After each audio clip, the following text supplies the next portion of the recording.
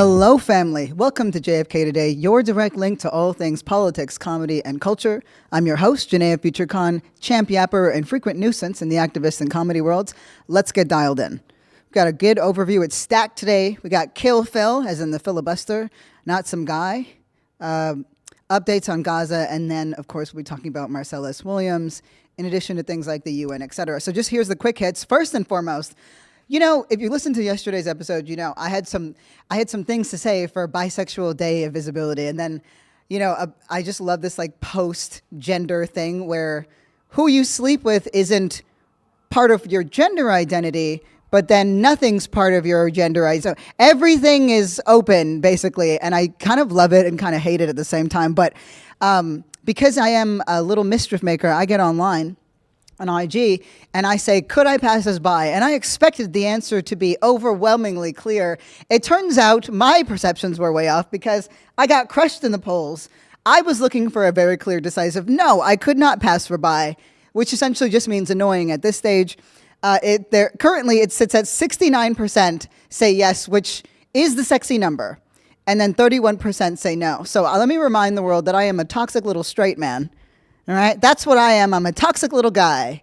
That's what I got into this business for. Anyway, I got to talk to you about Pennsylvania. I didn't wake up this morning being like, we got to talk about Pennsylvania, but it's what the polls are telling us. So yesterday we had some updates on a couple of the Sun Belt polls that were coming out there, just showing a little bit of favor towards Donald Trump. Here's the good news nationally, right? Harris is leading the polls on average by 2 or 3 percentage points. That might not seem like that much. I'll just say this. It's more than it seems like, but it's not enough for us to just sit back, kick our feet up and say, we've won this thing. Right now, in the key electoral college states, and boy, do I fucking hate the electoral college. But anyway, that's got to go. We'll be talking about that in a second. Michigan, Wisconsin, Pennsylvania, she's leading by 1 to 2 points in recent polling averages. And if she wins all three, this is key, right? Are on these key electoral college states. The electoral college shouldn't exist. It exists because of racism. Okay. If she were to win them, it would be just enough to give her the presidency. So as long as she holds onto the other blue states that we know and hopefully are given, and Nebraska's 2nd district, she's in, or I should say we're in the clear, but so much of it comes down to Pennsylvania in this particular moment. Got to give you an update on Lebanon. Yesterday's episode, we just talked about the fact that Israel just did this insane airstrike, and they've done another one. They have hit Lebanon again, this time near Beirut. Overall, in the last 2 days, at least 569 people have been killed thanks to Israeli airstrikes targeting Hezbollah. So they say. I'm at the point where I don't believe a single fucking thing that comes out. Not a single thing. Obviously, I trust journalists. I read the news. I do my due diligence. And it comes down to the same thing over and over and over again. Israel does what it wants to do. And it can, in part, because of the bombs and the military weapons that America provides Israel. That also will become very relevant in a moment. So right now, the death toll is of that 569 people killed in Lebanon. Currently, it's 50 children and 94 women, and a bunch of exactly how many people in Hezbollah has been killed. Well, we're not collecting that number because similarly to how Israel framed Palestinians through the lens of Hamas, anyone can be Hamas. Any Arabic person can be Hamas. Any Arabic person can be Hezbollah. And if we accept the narratives of Western media, I think we lose sight of the ways that rampant Islamophobia is what is enabling so much of this. So Lebanon has more recorded casualties in any other single day since, of course, I mentioned this 15-year civil war that started in 1975. Other heavy news. I have been following this case closely, as I'm sure some of you have, but Marcellus Williams, Marcellus Khaliifah Williams, he's 55, and he's been on death row for many, many, many years, a black man. And there has been several massive, petitions across the country.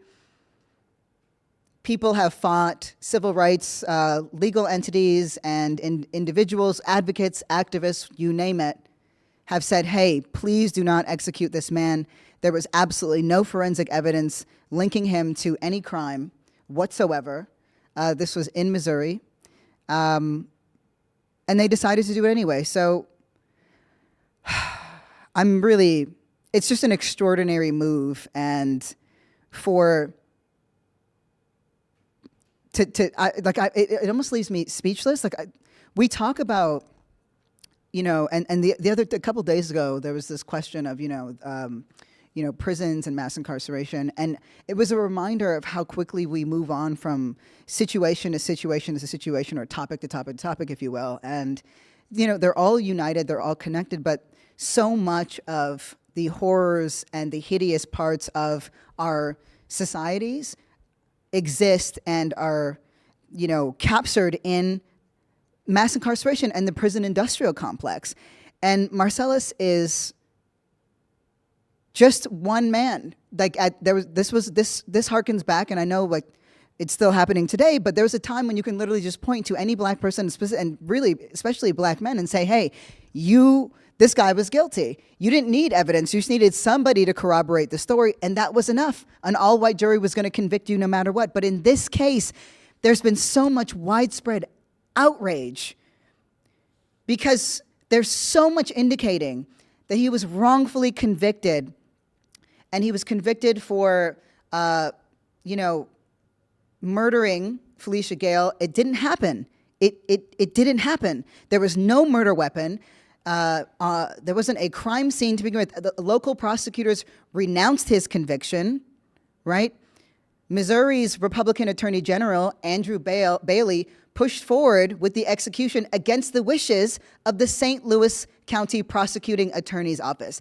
This is why Republicans in power over anybody is dangerous every single time. Felicia Gale's family, the victim's family, and several trial jurors also said they opposed his execution.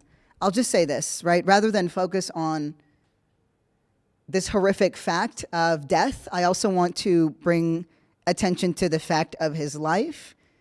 Marcellus didn't just sit and waste away in prison. He became an imam, and he dedicated his time and his life to poetry and to activism. His execution had halted at the last minute, twice over. I was really hopeful that it would happen again, and it didn't. It didn't. So he was 55 years old.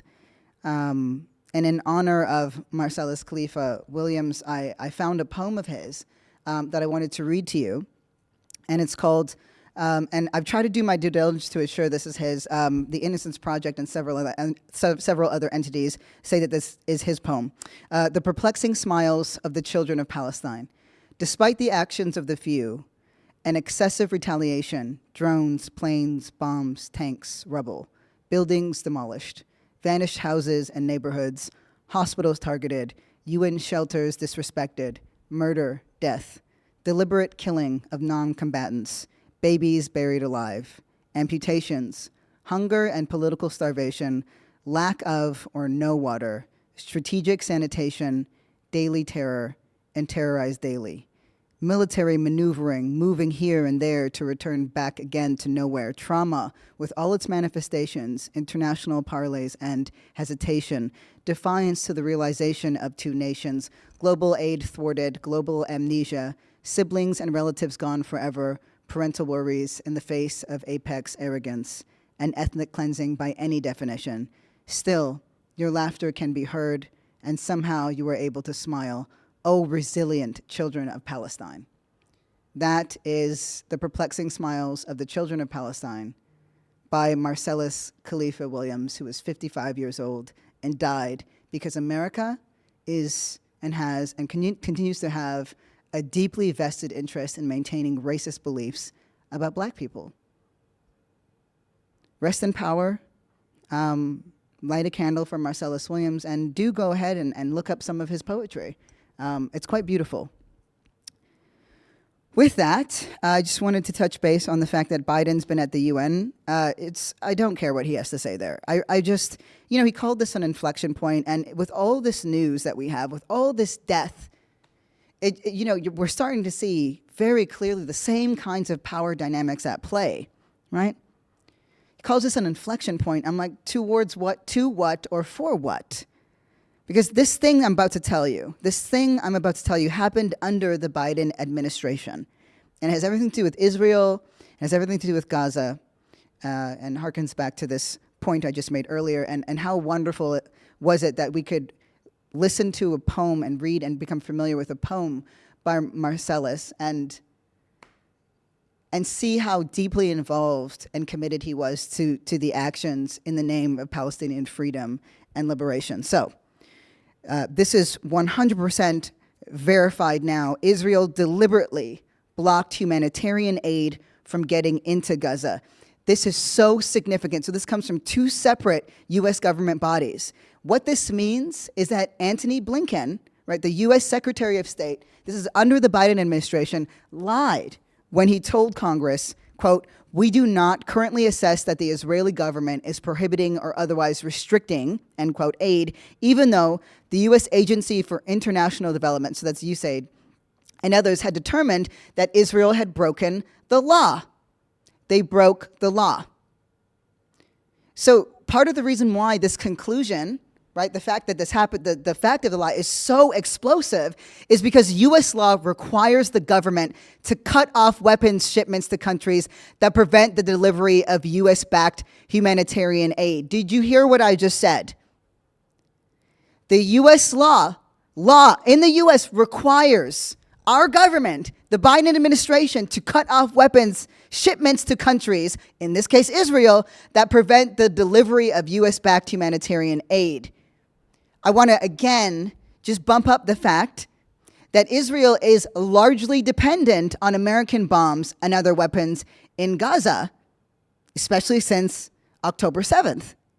We are literally supplying them with this and supplying the aid, and then they're not giving the aid to Palestinians, and then that's not a deal breaker. That's not a deal breaker for America. So here's the real mind-boggling part. They got these reports. They got these damning reports, and Blinken and the administration of President Joe Biden did not accept either finding. Days later, on May 10th, so these reports came out in April, on May 10th, Blinken delivered a carefully worded statement to Congress that said, "We do not currently assess that the Israeli government is prohibiting or otherwise restricting the transport or delivery of U.S. humanitarian assistance." This is from ProPublica, so they, from what I understand, they're the ones who broke the story. They're fucking killing it right now. Absolutely killing it. I'm loving what I'm seeing. If there was ever a doubt that the only people being misinformed on anything is the general populace, like that, we can barely trust what comes out of the White House when it comes to Israel at this point, let alone what Israel says. I am so furious. I'm so disgusted. Biden left that UN assembly making an unbelievably strong case for a ceasefire. And I'm just like, oh, yeah, that's right. That's right. That's not something you're actually interested in doing. We still have time. I know that we're in a position where it's like, well, what could we possibly do with the time that we have? We have 41 days as of today to move the needle on Kamala Harris. But also, this is a long game, but this is what I'm seeing is genuinely not sustainable. I mean, the UN has absolutely no teeth to end real injustice that's happening in the world, but I haven't seen a moment I haven't witnessed a moment where there was such a unifying force across countries, across races, across genders, across classes, on the absolute injustice that is happening in the Middle East right now, the evil that Israel is perpetrating right now, even as we see the rise of anti-Semitism here in the United States. These things are working hand in hand. The rise of Islamophobia is something I'm not seeing spoken about enough, and it's not quantifiable in that way because it is so pervasive and so insidious and so consistent. There's more to be said on this. There's so much more to be said on this. I will make sure I stay on the news and, but at some point, this stuff needs to be synthesized and explained to the people in a way, and that is what we're working on. I promise you that. I'm furious. I'm just so fucking pissed off. So naturally, this is the appropriate moment to segue into the filibuster. The kill Phil is what I'm calling it. So that's what Kamala Harris is calling for. And this is the facts, isn't it? This is the thing that makes it so frustrating. You have Kamala Harris, right? Potentially our next president, and she is saying that she's going to tackle one of the things that absolutely has treated black people as second-class citizens, people of color, racialized folks, all that stuff. Anyway, I'm gonna I gotta kick it up a little bit. I realize I'm just getting too in my feels. I know some of you know what I'm talking about. This was a heavy one today, and it's so challenging because when I'm reading this stuff and I'm like, then there's Kamala Harris, who's potentially going to take on the filibuster, which I'll explain in a moment. I'm just like, I understand why people say, what is the point in voting? I absolutely understand the emotion. I 100% understand and empathize with it. It's just not enough to decide that one is going to be a spectator. It's just not enough. Again, the Democratic Party didn't give us a damn thing. Every right that we've had, we've earned it. And I'm about to tell you, about to excoriate the filibuster. But even as I do, I want to remind you that Democrats have also used the filibuster against any kinds of civil rights initiatives and legislation. Let me explain just what it is. First and foremost, Kamala Harris, she's calling for an end to the Senate filibuster, and she intends to make good on her pledge to restore the right to abortion through legislation. So she wants to get rid of the thing that the Republican Party will use to try to stop the codifying of Roe v. Wade, or restoring the right to abortion. So she told a radio station in Wisconsin that eliminating the filibuster, which sets a 60-vote threshold in the 100-seat upper chamber of the U.S. Congress. So you need that many, right? Would be necessary to codify the rights that were enshrined in Roe v. Wade. So she needs to get rid of it. And obviously, Roe v. Wade is the 1973 Supreme Court ruling that upheld the right to legal abortion throughout the U.S. until it was overturned 2 years ago. This is what she had to say about it. Quote, "I think we should eliminate the filibuster for Roe and get us to the point where 51 votes would be what we need to actually put back in law the protections for reproductive freedom and for the ability of every person and every woman to make decisions about their own body and not have their government tell them what to do," end quote, right? That's what Harris told WPR, an affiliate of, National Public Radio. Fucking yeah, I love NPR so much, yes. And she did this on a campaign trip to Wisconsin, right? So she's doing her due diligence. She's got a wafer-thin lead over Donald Trump there. I read the term wafer-thin, and I've been living off of that. What a hilarious turn of phrase. It makes me think of that little Catholic, cracker thing. I didn't get confirmed. My sister and I went to Catholic elementary school. We didn't get our confirmation, though, because my mom was like, she didn't want to buy new white dresses, and they were like, you could just wear t-shirts, and my mom was like, I don't think so. And so yeah, I watched all these other kids eat their little wafers, which, doesn't it all just come down to either transubstantiation let me not go into that, versus but whatever, we don't need to. I was about to get into the ways that religion and transubstantiation and consubstantiation and probably make a transgender joke there, but I'm not going to. I'm going to spare you that, and we're going to get back to her wafer-thin lead. Anyway, so her comments accentuated her determination, right? So she's committed to put abortion rights at the heart of her campaign message. Obviously, Gaza needs to be there right along with it. But we know that this is a priority for women voters, and more Donald Trump is losing any kind of support. Well, there's a lot of losers out there. Like I said, not all bitches deserve to be saved, but we're gonna save them all if we can. You know what I mean? We don't do this because we like people. Bitches is just one of those gender neutral terms that's perfect no matter what. But anyway, this is my favorite part though. Her position on eliminating the filibuster cost her the support of West Virginia Senator Joe Manchin. He's a former Democrat who left the party this year to become an independent. I can't stand him. So he said he would not endorse her candidacy because of her pledge. This is what he said. He's like, shame on her, Manchin. Manchin said, so he's retiring at the end of the year. So he told CNN, quote, she knows the filibuster is the holy grail of democracy. It's the only thing that keeps us talking and working together. If she gets rid of that, then this would be the house on steroids. And I'm like, get the needle set. Put it in my leg. Put it right in my thigh. Let's get those steroids going. I'm fucking out of here. Shut up, Manchin. Retire your bitch ass. I'm done with you.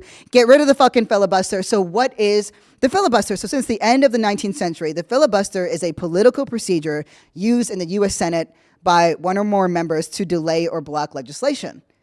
So you need to have this like 60 vote sort of thing, but it's also used, so it sets a precedent for what you need for success, but it also is used to just delay.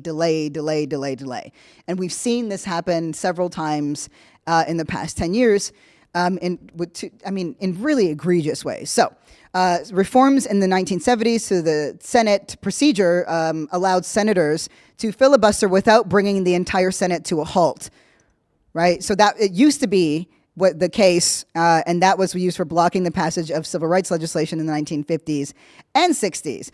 So these changes made it possible for multiple pieces of legislation to remain pending on the Senate floor simultaneously. So like this awesome bill, just rotting away on the Senate floor.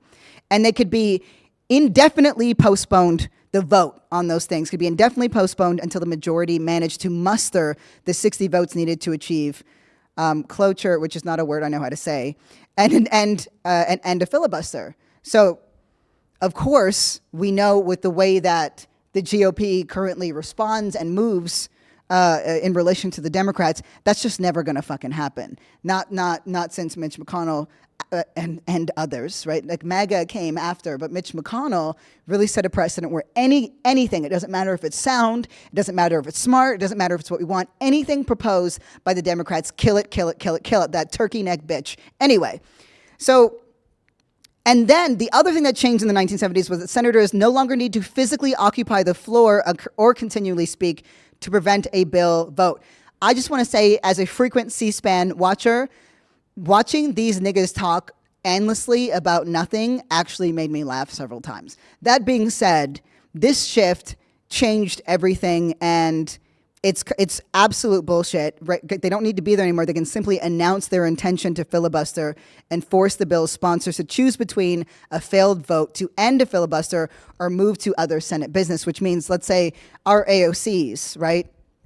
Our Tlaibs, right? And before she was ousted, our Cori Bushes, anytime they're like, hey, we got some legislation, this thing passed in the House, let's go, let's make this awesome thing happen, let's shift healthcare, let's shift education, let's do this, that, or the other. They don't even need to do the work anymore, the GOP. They're just like, well, we're going to filibuster that. And so it just dies. And there's this graveyard, this congressional graveyard of awesome shit. A lot of the times, right, we're really frustrated because we're like, well, why hasn't this changed? Why hasn't this been addressed? Where's the legislation to deal with this? Where's the policies to deal with this? Oftentimes, the cool people, just like a small handful of them, throughout the Democrats and maybe one or two independents, they cannot get anything passed. Not simply because of the House, but because of the threat to filibuster always. It's always there. It's always there. And for the record, all of this information comes from constitutioncenter.org, because I love my sources. So as of today, the filibuster has emerged as this preeminent tool of the institution that's used to deny. And the people who lose out the most, right, particularly around rights and liberties, are just tens of millions of poor people, of black people, and brown people. Why do I say that? Well, why don't we talk about where the filibuster came in the first place? The first time the filibuster was ever used, it was specifically to deny black and brown people, right, their civil rights in the 1890s, right? It prevented the passage of legislation to counter violent, like deadly voter suppression taking place across the American South in the aftermath of the Civil War. that also took place after the ratification of the Reconstruction Amendments, right? So that was like, okay, fuck, we should probably end this slavery thing, and maybe they should have these votes thing, and maybe black people should have rights, and, you know, or at least some of them. And of course, we all know that black people were attacked. Everything was done to stop black folks from voting in any kind of way. Any promises that were made around the Reconstruction era, that's often referred to as the 40 acres and a mule, all of that was out the fucking window, which is why Ta-Nehisi Coates, who's recently in the news because he's just come out with some with new writing on Palestine. I haven't read it yet, but I'm very keen. And the reason why I bring it up is because he's maybe the most foremost black intellectual, at least accepted by the white progressive class, that brought up reparations and has made a case for it. And I bring that up because I remember when Between the World and Me came out, it was like white people asking other white people, have you read Between the World and Me? Oh my God. It was basically the way of being like, are you up to date on the latest trends in black justice without ever knowing black people? That's kind of what it was. And what I loved is that Ta-Nehisi was like, oh, you guys love me so much. Let me ask you about reparations. Let me talk about that. And then all the white progressives were like, fuck that nigga. We're out. We're out. I'll never call him up again. And you didn't hear from him, even though he was out here. I mean, he walked away from the public eye. But what you're seeing is the country's preeminent sort of intellectuals coming out again and again and again and saying this shit is with Palestine is disgusting, and also the rise of fascism is disgusting, and also these two things are connected. They're deeply, deeply connected. So back to the filibuster. This is like my little I wish I was drunk because then I could say this was drunk history, but just pretend that I am. But it's, you know, it's early in the day. I got to get to the comedy stage. But anyway, the filibuster, so that was the first time that was used. And then a few decades later in the 1920s, it was used again at a very critical juncture to block the passage of anti-lynching legislation. Do you understand? The filibuster was used again in a massive case decades later in the 1920s because Americans, white Americans, wanted to keep their right to lynch black people in the country alive. They wanted to keep that alive. They wanted to keep that going, right? The legislation was meant to curb the extreme violence against black communities. And let's just be clear, the torture and murder of thousands of black people. I once looked up the lynching stats during a particular era, and I could hardly believe my eyes because the way that they talk about in history whenever they do in popular education, you'd never know how prevalent it was. You'd never know. So over the past 2 decades, or 2 centuries, my apologies, it's just been abused. The filibuster has been abused again and again and again and again and again. And that is why I'm ending this thing with this call to action with it's time to kill the fill. Fucking kill it. The only reason the filibuster exists, it's very much connected to the Electoral College in this way. It gives these tiny states, right, an outsized amount of power, and it was largely to appease the states in the country that wanted to preserve slavery as an institution. And they were the Republicans at the time, but it doesn't matter. Let's say the people who were trying to abolish it were basically like, oh shit, we better give them something so that, you know, their feelings are hurt because they can't own slaves anymore, so we should probably give them something, and then gave them this outsized power so that these smaller states, so senators from the 21 least populated states, right? So that means they represent only 11% of the country's population and only 7% of the country's black population. They abuse the filibuster anytime they can to prevent almost any legislation from being passed from Congress. That's what it does. And so the Electoral College and the filibuster work hand in hand. I believe if we can get one out of the way, we can absolutely get the other. So the thing to note is that these inequalities are only growing, right? They're only growing in representation, as in the influence of these tiny states, because of the ways our populations shift. But, you know, these states become more and more powerful, and then they make the filibuster more powerful. It took me so long to figure out exactly how to break this shit down because I was like, there's so much to say about this. But this is what the constitution.org thing had to say. Representation inequality will grow so great that by 2040, more than 2/3 of the U.S. population, that's 70%, will likely be represented by less than 1/3 of the Senate, only 30 senators. Are you fucking kidding me? Kill the fill, kill the fill, kill the fill. In many ways, the filibuster has defined the history of accessing the ballot box for black and brown people in this country. I dare say for some of the poor ones, at least the ones who stuck with us and didn't sell out for fucking muskets and corny ass people. Anyway, so the filibuster continues to be used to obstruct major legislation necessary to advance racial justice, gender justice, and voting rights in the United States. Kill the fucking fill. So yeah, the Dems have used it too. God knows they don't always have our best interests at heart. But it doesn't matter. We have to get rid of it.